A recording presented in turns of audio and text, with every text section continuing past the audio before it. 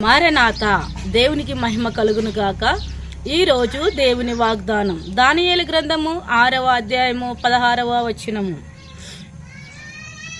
నీవు అనుదినము తప్పక సేవించుచున్న నీ దేవుడు నిన్ను రక్షించెనని దానియేలుతో చెప్పాను.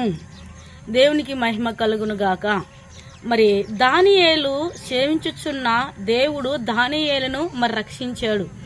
మరి మన దేవుడు రక్షించేవాడు, మన దేవుడు బ్రతికించేవాడు, మన దేవుడు మనలను అనేక కష్టముల నుండి నష్టముల నుండి మనల్ని విడిపించి మనలను దీవించేవాడు. కాబట్టి దానియేలు సింహపు గృహంలో ఉన్నప్పుడు మరి దానియేలుని సింహాల నుండి దేవుడు తప్పించాడు, రక్షించాడు.